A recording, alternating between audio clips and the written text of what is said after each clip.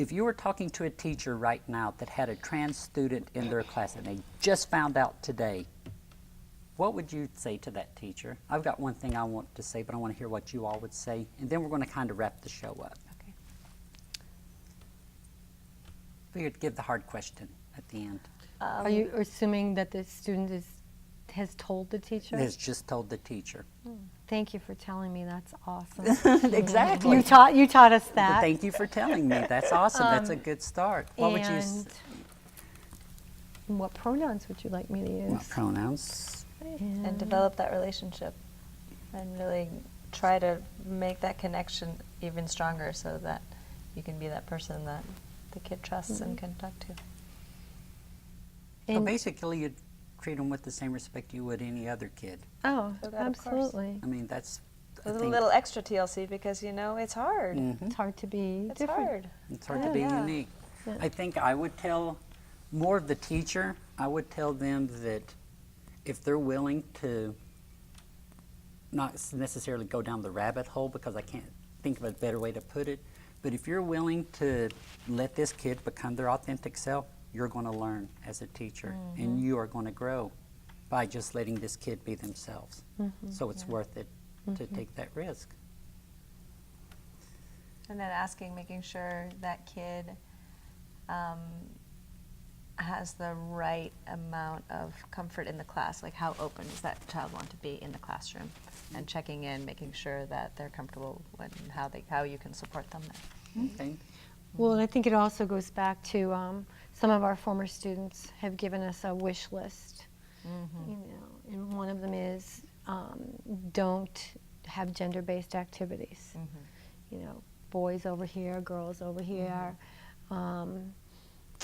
Graduations, different color gowns. Yeah, don't do things. We're going to get over that Yeah. across the country.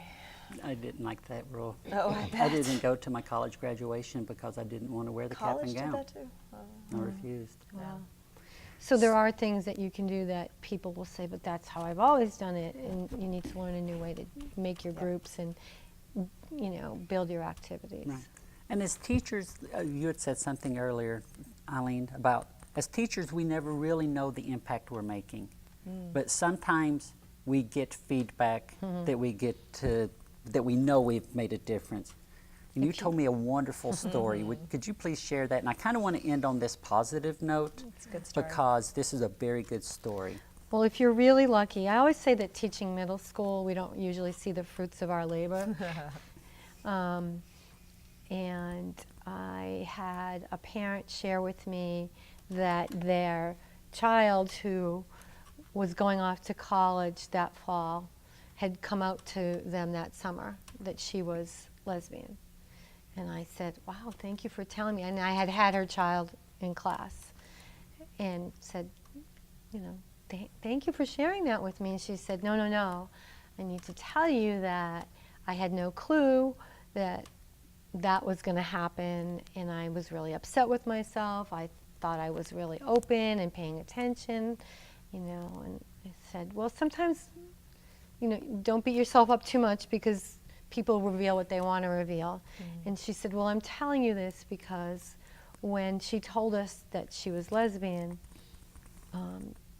she talked about that the first time she felt like she was going to be okay and that who she was okay was in your 7th grade sex ed class. And of course, I started to cry, and then she started to cry. And I got to see this young woman a year or so later, and it was just a gift. It's like, you know, you can go your whole career and never get a gift like that as a teacher. So I thank her for letting me know.